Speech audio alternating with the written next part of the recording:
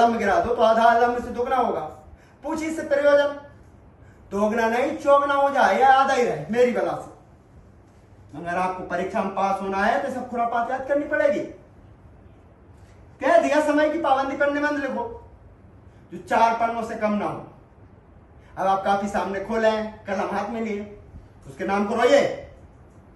कौन नहीं जानता समय की पाबंदी अच्छी बात है, इससे आदमी के जीवन में संयम आ जाता है, दूसरों का उस पर स्नेह होने लगता है। जो बात एक वाक्य में कही जा सके उसे 4 पन्नों में लिखने की जरूरत मैं तो इसे हिमाकत समझता हूं। इस समय की किफायत नहीं बल्कि उसका दुरुपयोग है कि व्यर्थ ने किसी भी बात को ठूस दिया।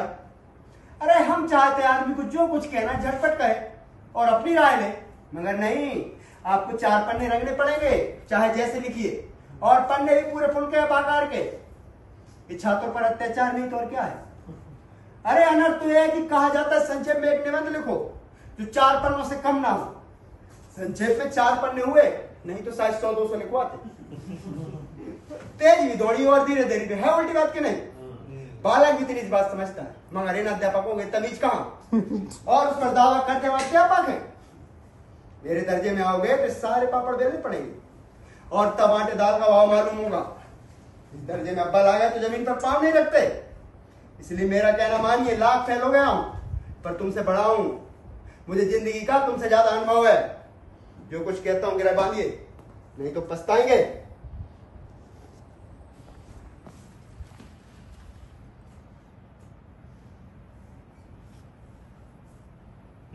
विद्यालय का समय निकट था, नहीं तो ईश्वर बच जाने उपदेश माला कब समाप्त होते।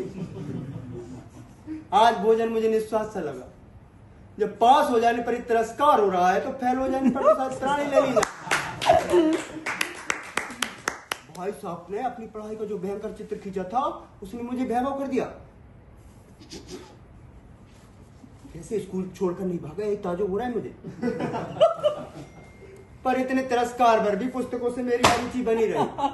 खेल कूद का कोई भी अवसर हाथ से न जाने देता था। पढ़ता भी था पर बहुत कम, इतना कि रोज का टास्क पूरा हो जाए और दर्जे में जलील ना होना पड़े। अपने ऊपर जो विश्वास पैदा हुआ वो फिर लुप्त हो गया और फिर चोरों से जिगर काटने लगा।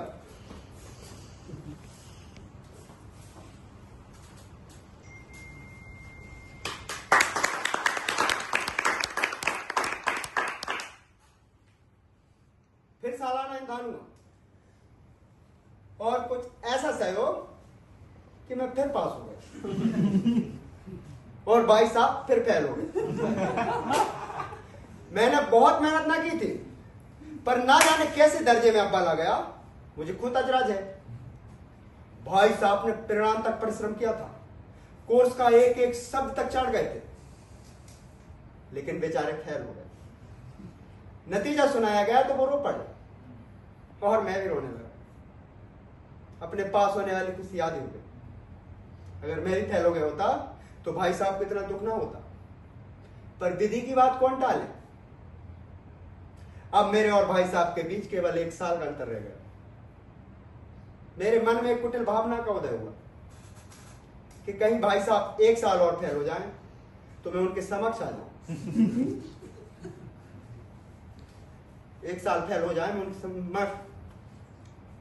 मैंने इस कमीने विचार को दिल से बलपूर्वक निकाल डाला। आखिर वो मुझे मेरे हित के विचार से ही तो डांटते हैं। मुझे उस वक्त अप्रिय लगता बस है, लेकिन शायद उनके ही उपदेश का असर है कि मैं पास होते जाता हूं और वो भी इतने अच्छे नंबरों से। अब की भाई साहब बहुत कुछ ठंडे पड़ गए थे। कई बार मुझे डांटने का अवसर पाकर भी उन्होंने ठंडे दिल से काम लिया। शायद वो समझने लगे थे कि मुझे डांटने का अधिकार उन्हें नहीं रहा, या रहा भी तो बहुत कम। मेरी स्वच्छता भी बढ़ी और मैं उनकी सहिष्णुता का अनुचित लाभ उठाने लगा। मुझे कुछ ऐसी धारणा हुई कि मैं तो पास ही हो जाऊंगा, पढ़ूं या ना पढ़ूं, मेरी तकदीर बलवान है। इसलिए भाई साहब के डर से जो थोड़ा बहुत पढ़ लिया करता था वो भी बंद हुआ। अब मुझे कनकौए उड़ाने का नया शौक पैदा हो गया और अब सारा समय पतंगबाजी की भेंट होता। फिर भी मैं भाई साहब का अदब करता और उनकी नजर बचाकर कनकौए उड़ाता। मांझा देना, कन्ने फांदना, पतंग टूर्नामेंट की तैयारियां अब गुप्त रूप से हल की जाती थी। मैं भाई साहब के संदेह ना होने देना चाहता था कि उनका लिहाज और सम्मान मेरी नजरों में कम हो गया है। और एक दिन हॉस्टल से दूर एक कनकौआ लूटने में बेतहा सा दौड़ा जा रहा था।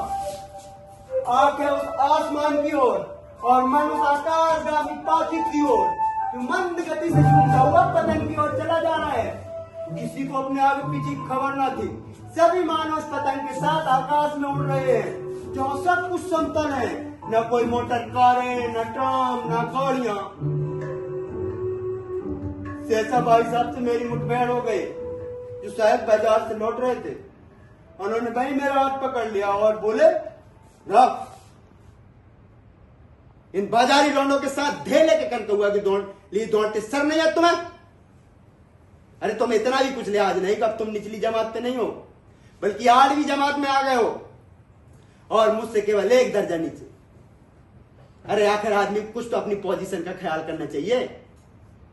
एक जमाना था कि 8वां दर्जा पास करके लोग नायाब और तहसीलदार हो जाते थे।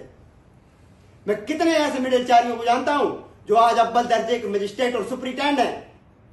इनकी माथाती पर बड़े बड़े विद्वान आप काम करते हैं और तुम उसी 8वां दर्जा पर आकर इन बाजारी लौंडों के साथ दौड़ रहे हो। मुझे तुम्हारी इसका मखली पर दुख होता है। तुम जहीन हो, इस पर कोई शक नहीं। अरे लेकिन वो जहन किस काम का जो अपने आत्मगौरव की हत्या कर डाले।